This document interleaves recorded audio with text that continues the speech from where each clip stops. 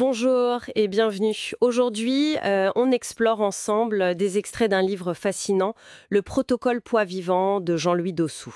Bonjour. Oui, un livre qui propose une vision assez différente, on peut dire. Tout à fait. Imaginez si ces kilos en trop, s'il n'était pas un ennemi à combattre, mais plutôt une sorte de gardien, peut-être un peu maladroit. C'est un peu le pari audacieux de ce livre, non? C'est exactement ça. L'idée, c'est de sortir de cette logique de lutte permanente Voilà. Notre objectif aujourd'hui, c'est de décortiquer un peu cette approche pour celles et ceux qui sont fatigués, en fait, de se battre contre leur poids. et qui cherche peut-être une voie plus douce, une collaboration avec leur corps. C'est ça. Alors l'auteur, lui, il parle d'un protocole de 21 jours. Mais attention, hein. Oui, ce n'est pas un régime miracle pour perdre 10 kilos en 3 semaines. Pas du tout. L'idée, c'est plutôt de libérer le corps. Libérer le corps, j'aime bien cette expression. Oui. Et de réparer ce qu'il appelle la satiété blessée. De signaux de faim, de rassasiement. Qui sont souvent complètement brouillés en fait. Ah oui, ça parle à beaucoup de monde, ça. Et puis, réveiller la légèreté originelle. Ce bien-être un peu inné qu'on a pu perdre.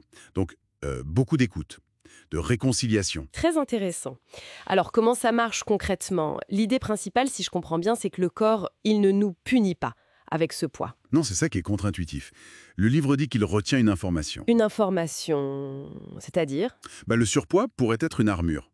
Une stratégie inconsciente, bien sûr. Une armure contre quoi? Le stress? Voilà. Le stress, les émotions difficiles, pas digérées. Il parle même de mémoire cellulaire.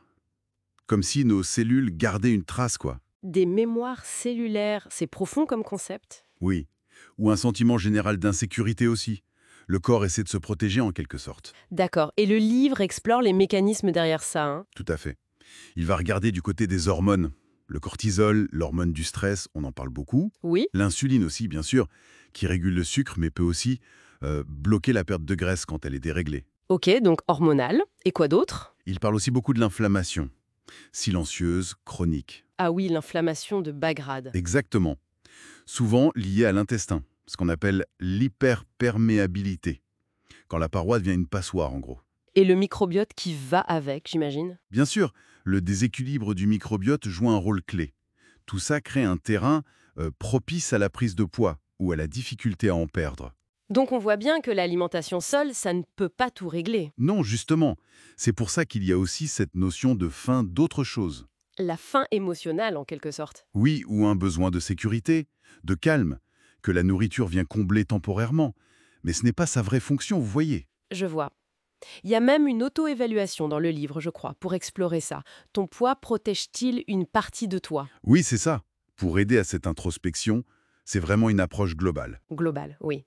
Il articule ça autour de 4 piliers, c'est bien ça? Exactement. 4 piliers interconnectés. Le premier, l'alimentation. On en a un peu parlé en un. Anti-inflammatoire, restaurer la satiété. Voilà. Le deuxième, c'est le mouvement.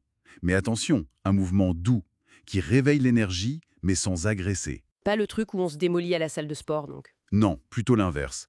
Et le troisième pilier, très important, pacifier le système nerveux. Ah, ça c'est intéressant. Concrètement, ça veut dire quoi? Si on est tout le temps en mode alerte, en mode combat ou fuite, le métabolisme ne fonctionne pas bien. Le corps stocke plus facilement. D'accord. Donc le protocole inclut des pratiques pour calmer ce système nerveux, des méditations corporelles par exemple. Ok.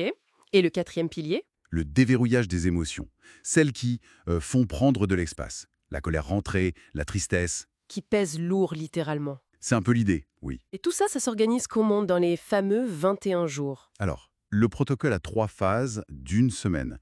Phase 1, désinflammer. Phase 2, synchroniser. Phase 3, alléger.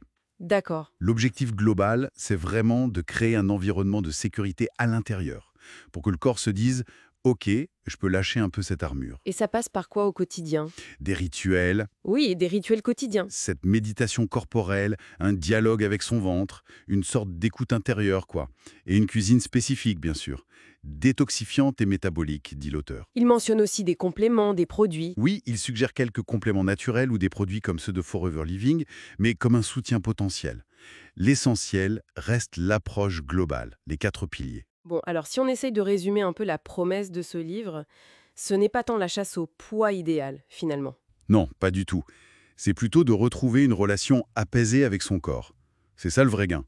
Moins une question de chiffres sur la balance et plus une question de dignité, Exactement, de se sentir bien chez soi, dans son corps. exactement.